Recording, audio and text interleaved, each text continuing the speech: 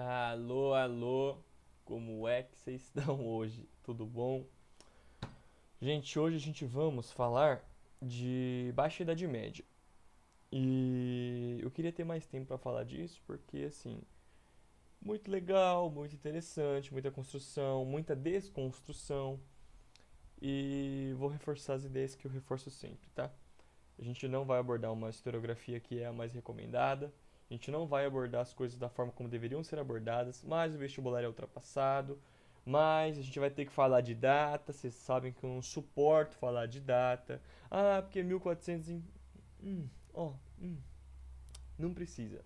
Mas enfim, é isso. A gente vai abordar um período que vai do século XI ao século XV, toda a nossa aula, as 3 aulas anteriores que eu soltei na quinta-feira passada, que vocês devem me odiar por isso, me perdoem, mas as 3 aulas da semana passada, elas vão do século V ao século X. Aqui é do XI ao XV, basicamente do X ao XV, né? Mas vocês entenderam.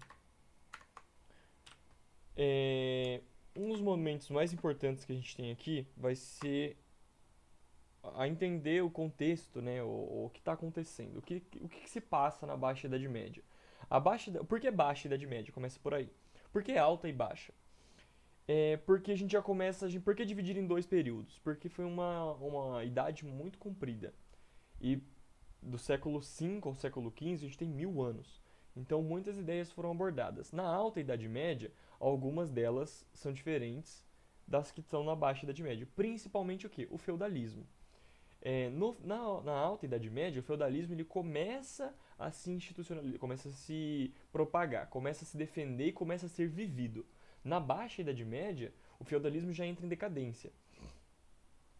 A economia toma uma outra face, a economia muda muitos fatores, então as ideias filosóficas, como a gente viu, na Alta Idade Média a gente tem Santo Agostinho, fundamentando algumas ideias. Na Baixa a gente vai ter São Tomás de Aquino, fundamentando ideias completamente diferentes. Enquanto Agostinho era racionalista, ele acreditava que a gente alcançaria algum lugar, alcançaria a verdade absoluta através da reflexão, através do estar com Deus.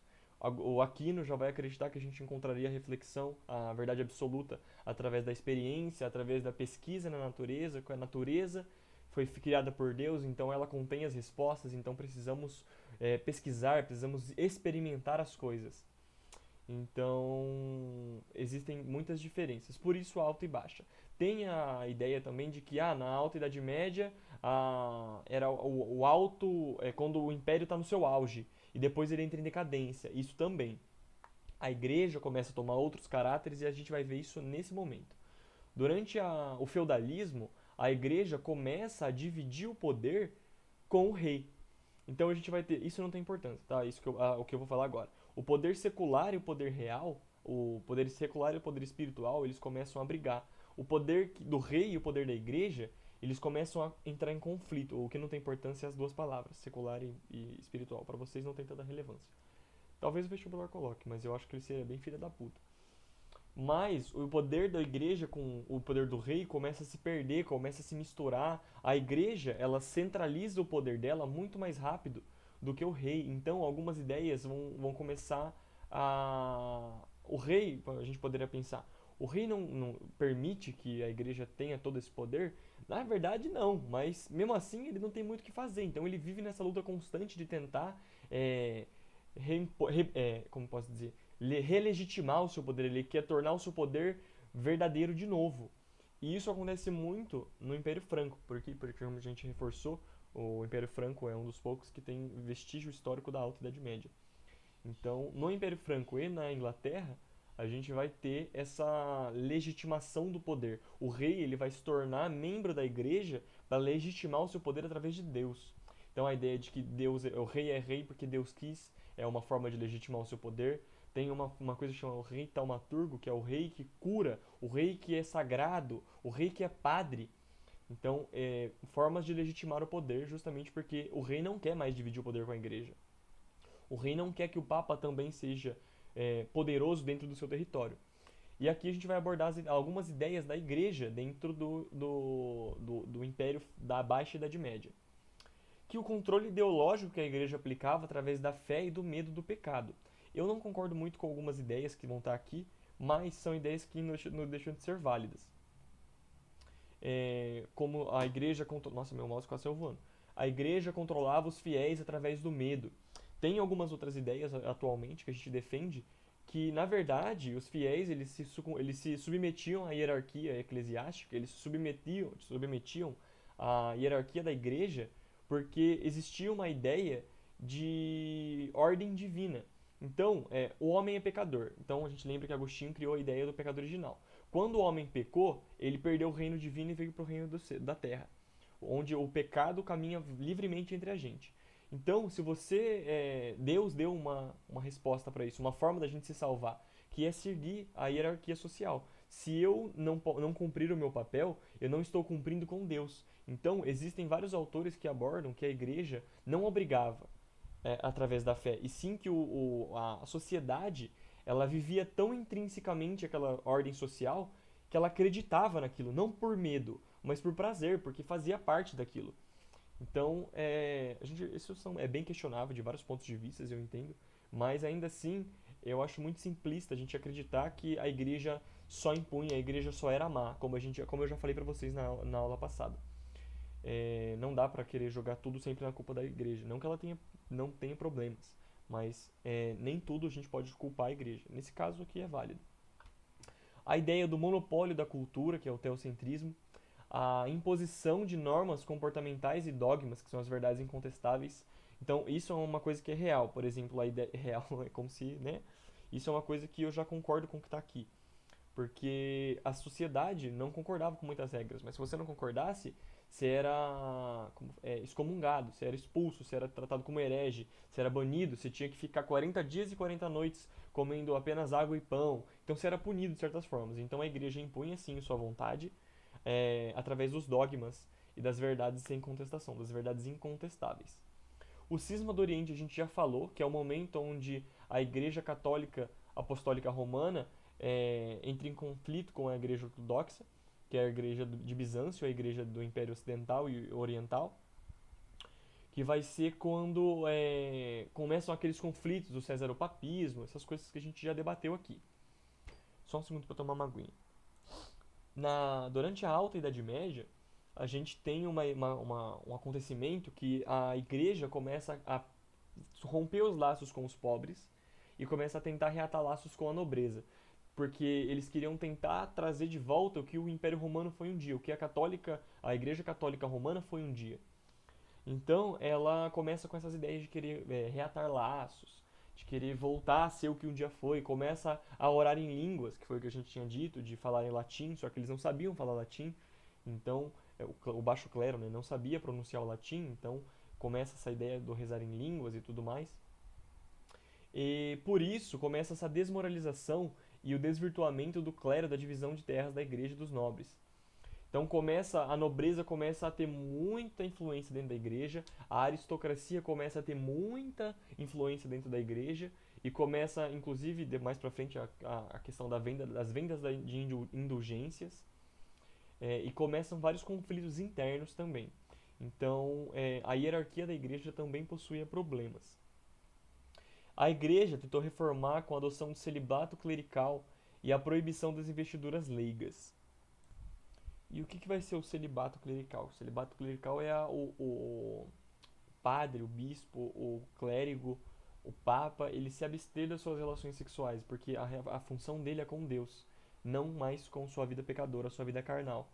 E ao contrário do que a gente imagina, o pecado da carne, ele é válido para a reprodução. Se a gente vê alguns autores que na verdade nem para isso era válido.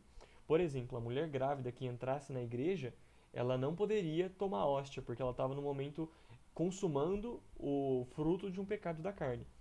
Isso só é perdoado, entre aspas, porque senão a raça humana não propaga, né? Essa é a única forma de reprodução que a gente tem, através do pecado da carne.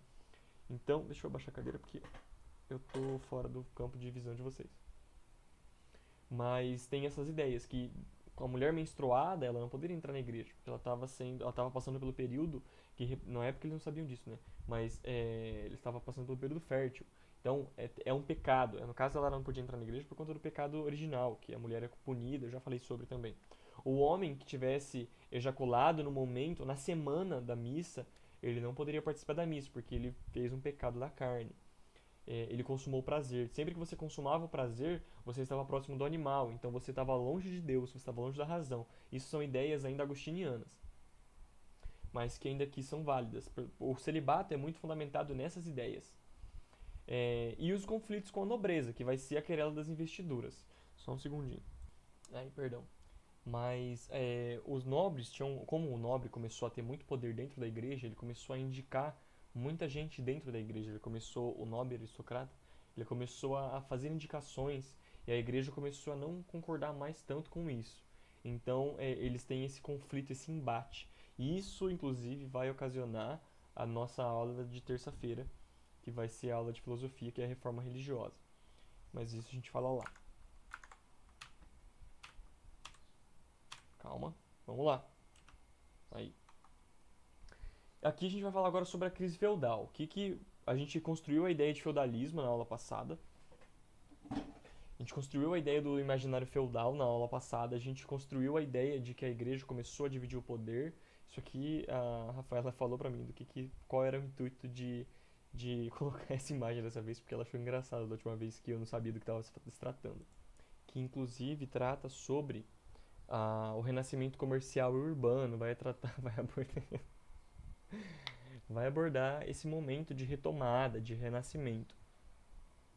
Mas os motivos do feudalismo entrar em crise, dele deixar de ser o melhor modelo a ser usado.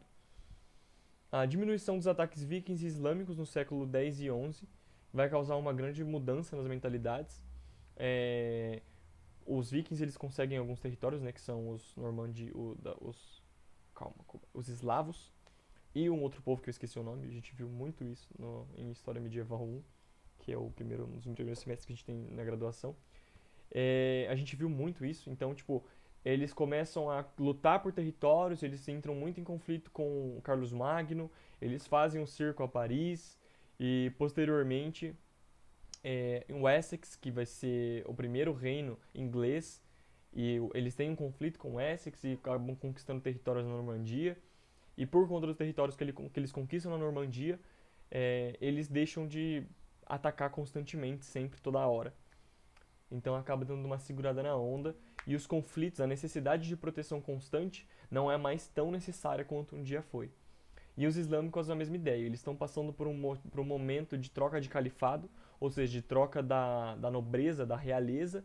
Então o poder islâmico fica enfraquecido para conflito por um momento, e é esse o momento da crise feudal, esse é o momento de rompimento com a ideia do imaginário feudal.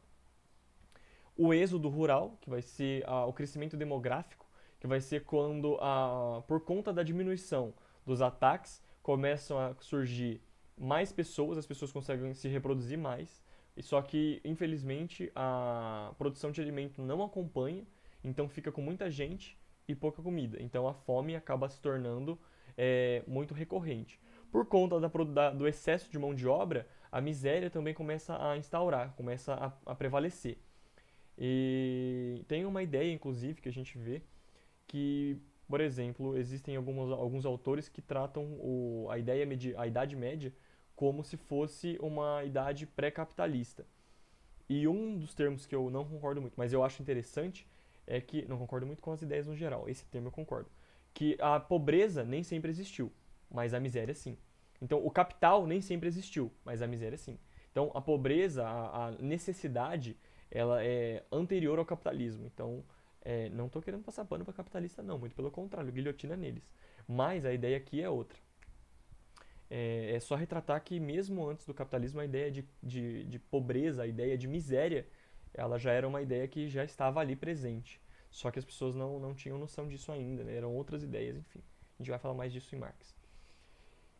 Isso causa revoltas, que vai causar o êxodo rural, que basicamente as pessoas vão deixar de ter o campo como um lugar interessante de se morar e vão voltar para as cidades, vão buscar as cidades novamente.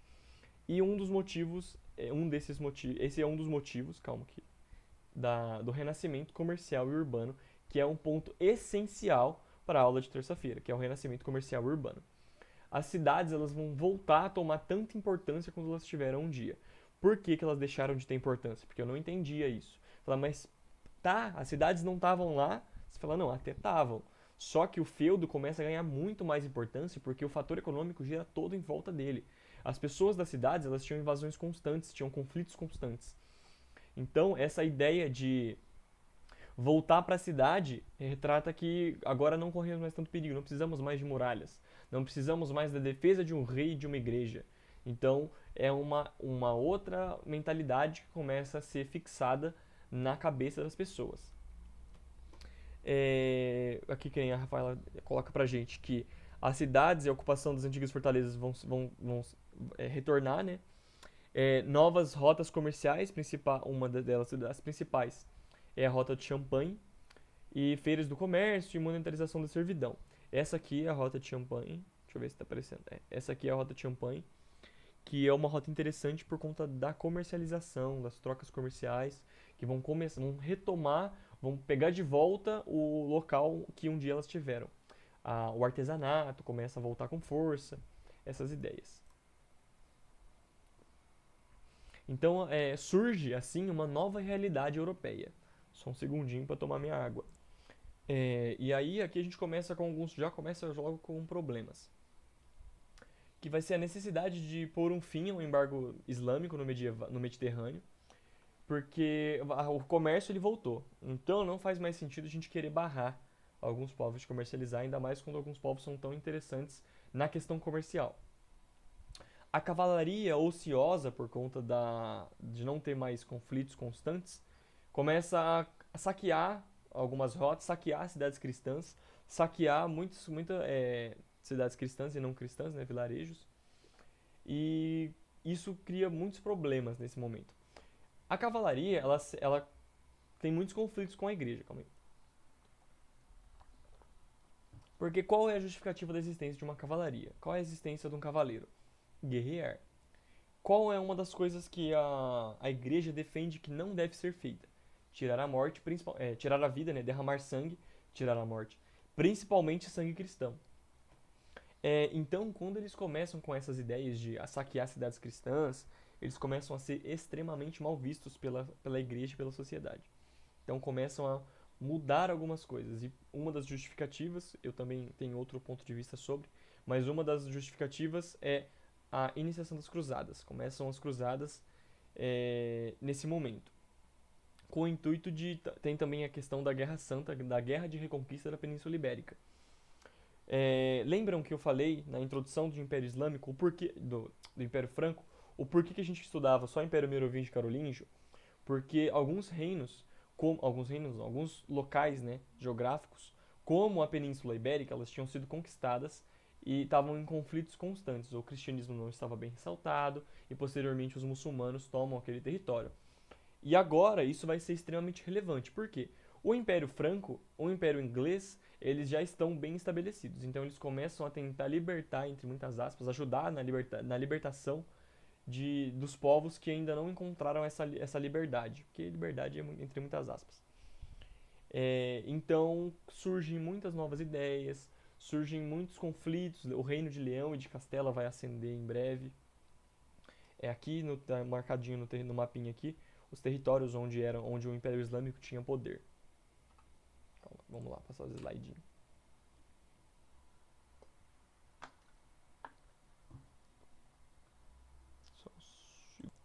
Então a gente começa aqui agora nesse momento a retratar um momento extremamente importante na Idade Média, porque isso constitui alguns fatores relevantíssimos. A, as cruzadas, né, que vão do século XI ao século XIII, que na verdade vão do século XI ao XV, mas nem todas são importantes.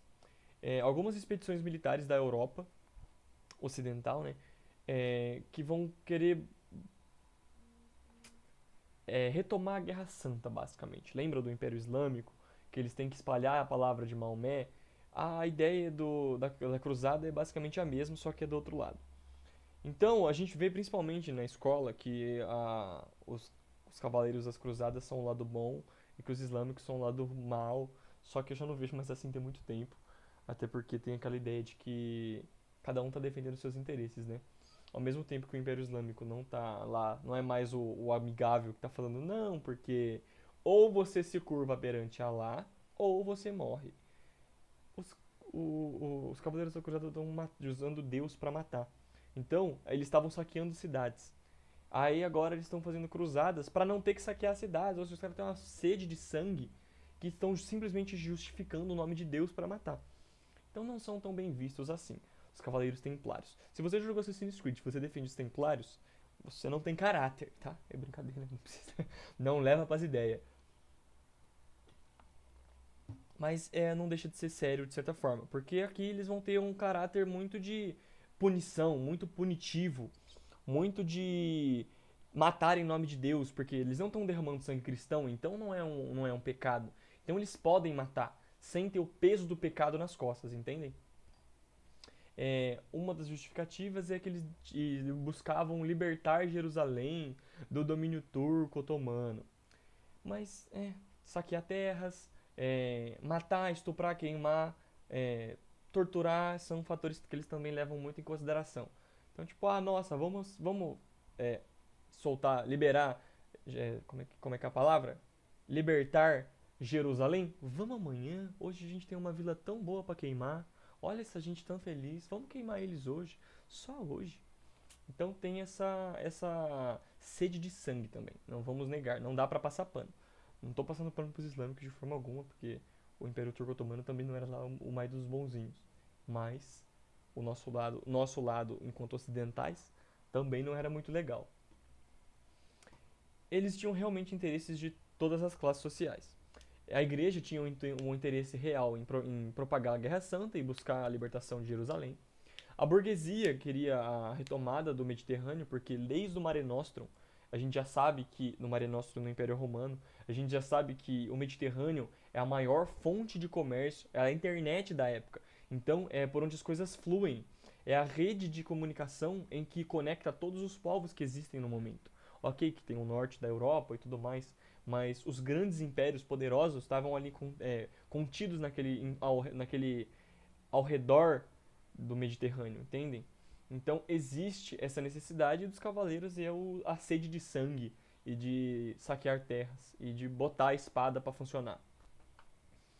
A nobreza só vai ter interesse nas cruzadas depois do Papa adquirir riquezas. Então, é, enfim, aqui a imagenzinha fofa dos cavaleiros templários. Com os cavalinhos. Eu acho bizarro esses cavalinhos de túnica. Me lembra muito a KKK isso daqui. É ridículo, mas é isso. As consequências vai ser o enriquecimento dos mercadores, a ampliação das rotas do Mediterrâneo. Quando eu estudava, eu vi isso como fator do renascimento comercial urbano, porque os cavaleiros vão criar rotas, vão fazer com que o comércio retome, justamente por vários fatores. Eu sei que isso já não é mais uma ideia tão aceitável, mas eu vi assim, tô só comentando. Então, eles vão compartilhar essa ideia de recriar a ideia do comércio. É o que eu falei dos Khajiits da última aula, que são os islâmicos, os. Puta, eu perdi a palavra. Eu tô complicado com palavras hoje. Eu vou ter que pesquisar a palavra. Caravaneiros. Os caravaneiros eles começam a entender onde o comerciante, onde o cavaleiro está passando, começam a montar locais fixos de acampamento, começam a se estabelecer em alguns locais. E por conta disso, começam a crescer pequenas cidades, pequenas vilas, que vão se tornar pequenos burgos. E já também nas antigas cidades começam a retomar o trabalho artesanal, o trabalho burguês. Outro fator vai ser a revolta outra consequência vão ser as revoltas camponesas, o contato com a cultura greco-romana, que vai ser influenciada pelo movimento do Renascimento, como a gente já viu, e o desenvolvimento da navegação. Aqui a gente está entrando num lugar muito legal que eu vou ter o prazer de falar. Eu estava chateado porque eu não ia falar disso, mas eu vou ter o prazer de falar disso, porque é maravilhoso. Que são as navegações. E não as navegações portuguesas que vão buscar abordar, nossa, maravilhoso, a conquista, a colonização. Ó, português tem tudo que se fuder. Já, ó, não vou entrar nesse mérito, porque não estamos lá ainda. Mas com a navegação surgem novas formas de comércio, surgem novas formas de criar. Ah, a gente já vai falar disso, que incrível, eu acho maravilhoso. O pós-cruzada, né? Qual as consequências da pós-cruzada? Os reis falidos. por conta da consequência por consequência das cruzadas mal realizadas. As cruzadas que não vão sair do jeito que eles querem e vão tomar muita riqueza, vai custar muito caro para os reis bancar essa brincadeira. Eles vão tentar impor tributos reais em todos os territórios e vão receber o quê? Revolta. Então a gente vai ter aqui a ideia a gente pode aplicar já a ideia de Maquiavel da aula passada, que você tem que ser temido, mas não odiado, porque o ódio era revolta. Se você quer explorar o Bob, você tem que explorar no limite onde ele não vai se sentir tão incomodado. Ele vai se sentir incomodado do ponto de falar, nossa, mas que rei desgraçado. E não de falar, nossa, deixa eu pegar como é que chama? Uma guilhotina e fazer uma tatuagemzinha aqui nele, assim, ó. Fazer um cortezinho pra pendurar na parede, vai ficar legal, poxa. Então, existem limites. Um exemplo vai ser a Carta Magna, na Inglaterra, sobre o governo do João Sem Terra, da dinastia Plantageneta. Eu acho muito engraçado o nome da dinastia, porque, enfim, irrelevante. Meu senso de humor estranho. Então vai ter esse conflito do faça com que você seja temido, mas não com que seja odiado. O que foi a Carta Magna inglesa? Só um segundinho que eu vou encher minha garrafa, que minha água esquentou. Enfim, é que tá quantos graus? 35, 38? Vamos ver. Tá 36 graus, né? E eu tô no meu quarto que é quente, fechado. E ainda tô de roupa pra gravar lá pra vocês, então eu tô com uma sede absurda. A cada 5 segundos eu tenho que tomar água, porque senão eu fico com a garganta seca, porque, que horror. Enfim, foco. O que foi a Carta Magna? Basicamente o rei começa a fazer muita cagada, começa a fazer muita merda. E aí eles chegam num consenso de que o rei não pode tomar tantas atitudes assim sem consultar o conselho. Então eles falam, amigão, segura a onda, porque você tá fazendo muita bosta. Calma aí. Então a burguesia passa a ser aceita no grande conselho, passando a ser chamada de parlamento, que vai ser um órgão público, político, calma que eu errei a palavra, um órgão político, que faz com que a unificação da Inglaterra em um reino absoluto atrasasse. Que vai romper a ideia do absolutismo monárquico por brevemente, nada muito importante. A Guerra de Reconquista da Península Ibérica, isso aqui é extremamente legal. Gente, eu tô muito feliz que ainda tá em 27 minutos, porque a gente já falou de bastante coisa e ainda tem bastante coisa pra falar. Mas a Guerra de Reconquista da Península Ibérica. Recuperar o domínio da Península Ibérica que estava sob regime dos mouros, dos turco-otomanos. Leão, eu acho que o Reino de Leão e de Castela, eles têm o nome mais legal de império que poderia existir, assim. Reino de Leão e de Castela é muito legal, eu acho isso muito incrível. Porque o Império Franco, foda-se os francos, o Reino de Leão. E o Reino de Castela, olha que incrível, os carolíngios. E Leão e Castela. Me dá um negócio aqui, ó, gostoso de falar. Basicamente vão nascer alguns reinos cristãos, que vai ser Leão, Castela, Aragão, Navarra, que vai se tornar Portugal, vai se tornar Espanha posteriormente, e Portugal. Logo de início, vou falar brevemente sobre os portugueses aqui, mesmo não sendo foco. Logo de início, Afonso I, que é Afonso Henrique, ele vai fazer uma cagada catastrófica, que ele vai olhar pro rei, pro papa e vai falar, papa, sou seu vassalo. E aí ele vai jogar na mão da igreja todo o poder real, e isso vai criar uma treta absurda, porque a gente está vendo que no Império Franco e no Império Inglês, no reino inglês, no Reino Franco, como está sendo complicado deles restabelecerem o poder depois de terem dividido ele com a igreja. Imagina o rei chega e fala, toma, é seu, pega. Então, cria conflitos absurdos, cria dificuldades absurdas na administração do reino. Então, esse vai ser uma das consequências da reconquista da Península Ibérica. Isso aqui é o resultado. Como a gente já reunificou, né? As cruzadas têm alguns intuitos, que um deles é a Guerra Santa. E eu tô ficando olhando pra cá pra ver se eu tô vendo a câmerinha. E eu já expliquei isso na última aula pra vocês. A Guerra Santa. Um dos objetivos das cruzadas era a ideia de reconquistar os territórios que tinham sido conquistados pelos islâmicos. Ricardo Coração de Leão é outro nome absurdamente sensacional. Você fala, mas Carlos Magno, quem que é Carlos? Carlos Magno chama Ricardo Coração de Leão. Então não tem, não. Luís o Piedoso, Ricardo Coração de Leão é outra fita, entendeu? É uma outra ideia. A gente já vai falar mais dele, eu acho. Eu não vi o próximo slide. Eu vi, mas eu não lembro se tem no próximo. Mas enfim, a gente já volta lá. A imagem retrata retratada a rendição de Granada, sul da Espanha atual, foi a última região sob domínio mouro na Península Ibérica, caindo em 1492 para os reis católicos espanhóis. Quando eu estava no ensino fundamental 2, eles falavam que eu tinha a voz do Telecurso 2000 quando eu pegava para ler. Porque escola pública, na minha escola aqui, na minha quebrada, a ideia de aula é você ler trechos do texto e, nossa, como você sabe ler. Então eu li igual o narrador de telecurso, realmente. Eu acho muito engraçado. Avulso também demais. Só um segundinho. Como eu não sei se vamos falar de Ricardão ainda, Ricardão.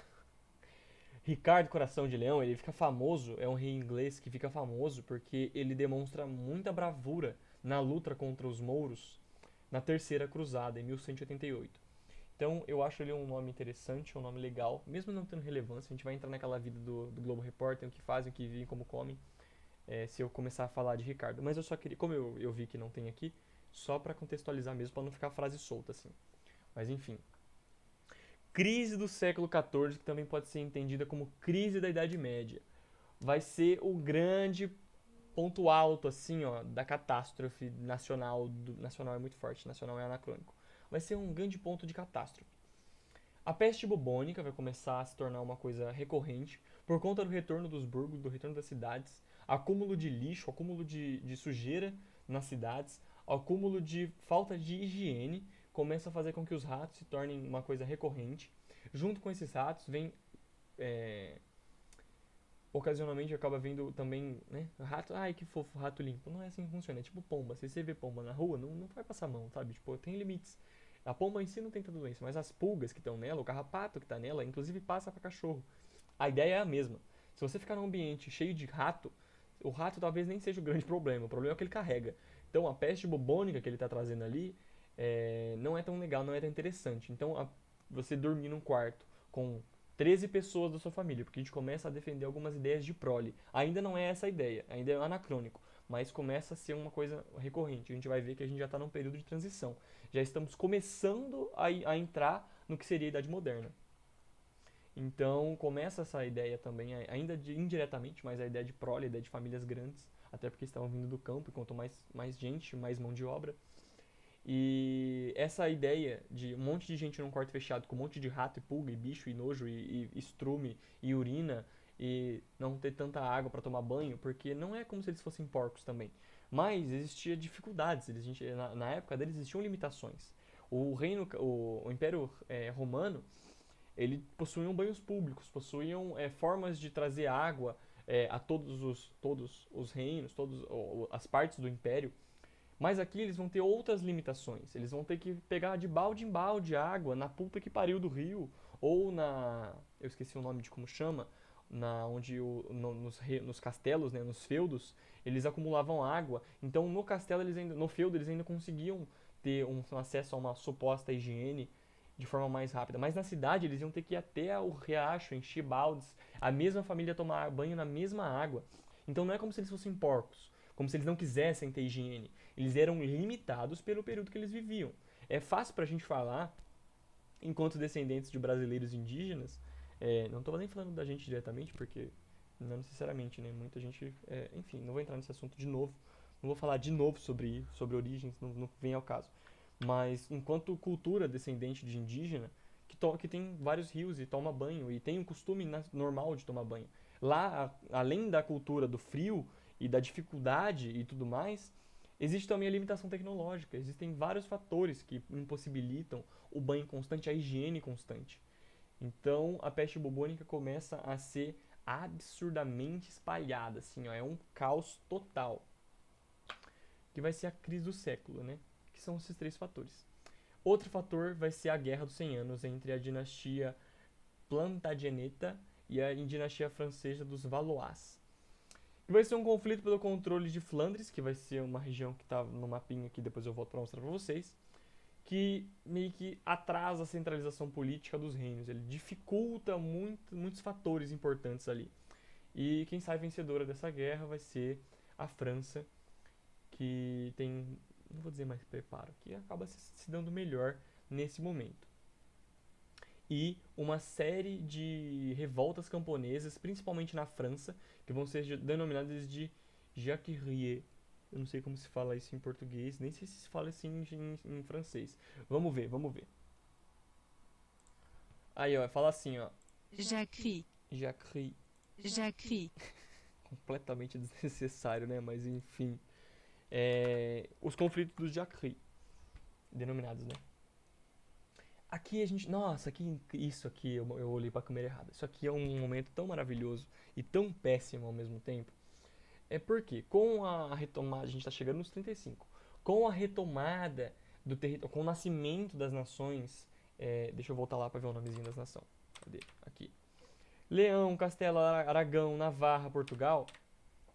Portugal vai ter um privilégio de ser excluído, de certa forma, ele vai ficar isolado de muitos conflitos nesse momento. Ele vai ficar num canto que ele vai ter algumas, entre muitas aspas, uma suposta paz. E como basicamente o poder real é extremamente conflituoso ali dentro, eles têm algumas saídas para essas situações. Do século XV ao século XVII vão se nascer as grandes navegações.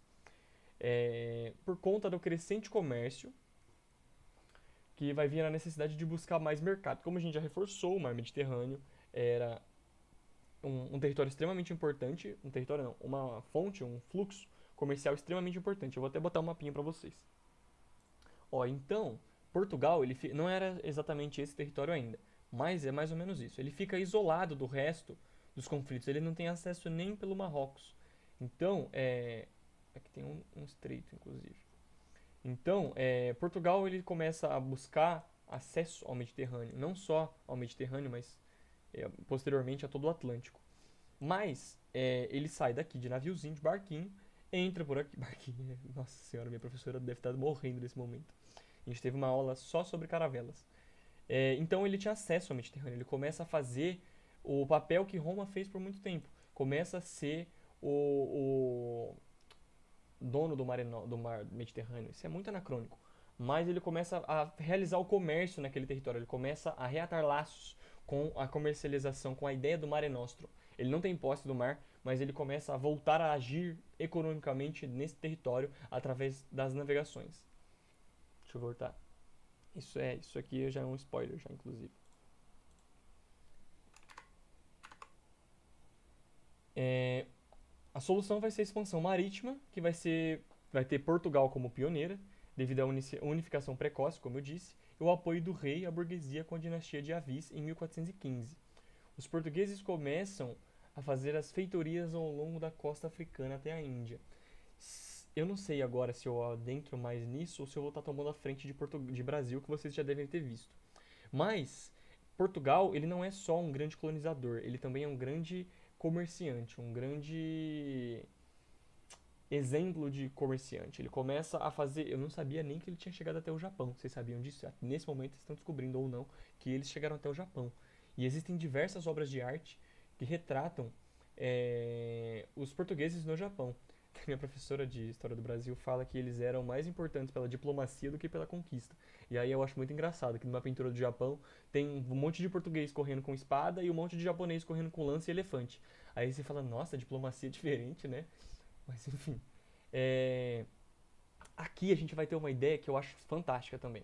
Que tem um historiador economicista que chama Fernand Braudel. Não tem relevância nenhuma vocês saberem o nome dele, mas se você prestar atenção em boa parte dos textos de vestibular, é de Braudel. Eu montei algumas provas e eu enxerguei lá que, nossa, inclusive, cadê? Dia 14. Que inclusive tem. Eu esqueci que tinha mandado a questão do vestibular do simulado de vocês. Inclusive, calma que eu me perdi total. Brodel. Brodel, ele vai ser um historiador importante por quê? Porque ele vai demonstrar pra gente que o capitalismo, ele já começa a nascer nesse momento. Por que que surge a necessidade das grandes navegações? Agora eu vou aprofundar de uma forma mais acadêmica para saturar alguns pontos. Porque uma dúvida que eu tinha era, por que que não vai por terra? Tá ligado? Tipo, pega uns cavalão e dá-lhe por terra. Aí, os cavalão. A justificativa que meus professores me davam era: porque por terra o território da França e da Inglaterra estão em conflito, eles estão na guerra dos 100 anos. Mas não é todo o reino que está em guerra, existem focos específicos. Evite os focos. Por que, que eles não vão por rios? Ah, porque a Guerra dos 100 Anos e isso, aquilo, aquele outro. E aí Brudel veio e ele parece que ele falou comigo. Ele falou, olhou no meu olho e falou: "Vou te explicar o que você nunca entendeu". E aí ele fala que por conta da do caráter artesanal desse transporte, se você pagasse um caravaneiro para fazer esse transporte do seu produto, vamos supor que você é um rei português. Você quer fazer um transporte lá para Bizâncio. Vamos supor que Bizâncio exista ainda. Deixa eu voltar pro mapinha, porque aí fica mais didático. Cadê? Aqui. Ó, vocês estão. A gente tá aqui, ó. Oh, meu Deus. A gente tá aqui. A gente quer fazer uma troca comercial com a Suíça. Por que, que não pagava um caravaneiro para ele cruzar tudo isso aqui? Ah, é bem longe. Não, isso é independente. Aí existem barreiras. Ia ser longe de barco, tanto quanto se fosse de cavalinho ou de riozinho, de barquinho. Mas, o Brudel ele vai explicar que o trabalho do caravaneiro ele era um trabalho muito artesanal. Então ele não tinha compromisso. Você não tinha como confiar que ele ia chegar até lá. Você não tinha como confiar que ele não ia parar para beber em algum boteco, uma taberna, e que ele ia perder sua carga. Você não tinha como confirmar que ele não ia parar no bordel e gastar 90% do que você pagou para ele e perder o compromisso com a sua entrega. Isso são palavras de Brudel. Então, não era uma opção viável por terra. Por que não pelos meios fluviais, pelos rios? Porque é a mesma ideia. A tripulação dos tripulantes das navegações fluviais, elas não eram confiantes. Elas tinham muito costume de parar em bordel. E você não quer a sua riqueza, o seu produto num bordel. Porque bordel, no caso, é um local não bem visto. Então, ele dá uma generalizada ainda, tratando como se fosse um local de piratas e bandidos. Então não surge o interesse. Só que eles encontravam na indústria das caravelas, na indústria marítima, uma indústria pré-capitalista. Eles tinham toda uma forma de montar esse comércio, eles tinham toda uma necessidade de organizar suas ideias. O capitão do navio, ele tinha que ter um tesoureiro para controlar, ele tinha que ter uma tripulação, ele tinha que ter um pagamento prévio para garantir que aquele produto ia chegar. Ele tinha até a ideia de putz, como é que chama? Quando você paga uma taxa para caso seu produto seja extraviado, eu esqueci o nome, seguro. Então ele combinava com que nem o rei de Leão, é, Ricardo Coração de Leão. Ah, eu quero, ó Ricardo, você vai me dar tudo isso aqui. Caso o produto seja extraviado num problema, eu te devolvo parte da grana. Então isso cria uma necessidade de compromisso. Então isso reforça as ideias das caravelas, a importância do comércio marítimo. Eu não sei se ficou claro pra vocês, mas quando eu descobri isso eu transcendi. Eu fiquei, caralho, que incrível. Porque pra mim era só os caras montou num barco e foi lá porque não quis ir por terra. Ah, porque a guerra não era uma justificativa válida pra mim. Mas isso fez muito sentido. Então, começa-se o capitalismo mercantil, o pré-capitalismo mercantil. Aqui você começa a pagar com a alma. Você começa a retornar as ideias de que o servo, ele não vai ser mais servo, mas agora ele vai ser proletário. Começa a ter essas ideias. Então, ainda precoces, mas a gente já começa a ver o quão próximo da Idade Moderna a gente já está ficando. Período de transição. Vamos voltar aqui. Centralização política. Deixa eu pausar para tomar minha água e ler o que está escrito. Aqui a gente vai ter a retomada de uma ideia que vai ser muito importante para a aula que vem, que é basicamente o nascimento do capital, o nascimento do burguês. Qual vai ser a grande importância do burguês? O burguês já existe tem bastante tempo, mas ele não tinha tanta influência ainda. Desde o século XI e XII já existiam burgueses, mas eles ainda não tinham tanta influência. Quando eles começam a tomar uma importância, a nobreza começa a se formular enquanto burguesia, começam as ideias a ficarem um pouco divagadas com a igreja. E aqui, tenta entender o contexto. A gente tem três classes sociais. Três classes sociais não, né? A gente tem. Deixa eu formular essa classe. É isso aí. A gente vai ter quatro, basicamente. Que vai ser a realeza dividindo o poder com a igreja, com o clero, a nobreza e o servo. Fora todas as outras classes internas e tudo mais. Isso é uma generalização muito grande. Mas vocês entenderam. Por isso que eu odeio pirâmide social, porque divaga muito e perde muito foco do que precisa falar. Aliás, é ao contrário, né? Eles focam muito e, enfim, tenho mais 6 minutos, senão vou precisar fazer ou botar aula de 4 minutos. Enfim, vamos tentar entender. O rei, quer tirar o poder da igreja e centralizar o seu poder. A nobreza começa a se transformar numa burguesia, a classe média começa a se transformar numa burguesia também, que é a baixa burguesia, começa a não defender mais as ideias da Igreja Católica porque eles querem acumular posse. Só que acumular posse é crime, é pecado, é coisa do diabo. Como fala um autor, o orador, o cavaleiro e o labrador são de Deus, são obras de Deus. O burguês é obra do diabo. Então, qual é o interesse aqui? Vocês enxergam um interesse explícito? O rei vai olhar para a burguesia e vai falar: nobreza, nossa, vocês vão salvar a minha vida. Eu quero meu poder, vocês querem ter dinheiro. Vamos romper com a igreja, vamos buscar centralizar um poder aqui, uma política aqui, vai fortalecer a realeza. A nobreza começa a tomar esse caráter de conflito com a igreja, então começa a mudar a configuração. A igreja não fica nada contente. Inclusive começa a ideia do tribunal de inquisição. Eu tenho 2 videozinhos para passar para vocês. Eu vou passar no finalzinho na próxima aula, tá bom? Ou melhor, eu vou parar essa aqui e começar a próxima, porque fica uma de 45 e uma de 10 mais ou menos. Eu acho que não vai passar de 6, mas enfim.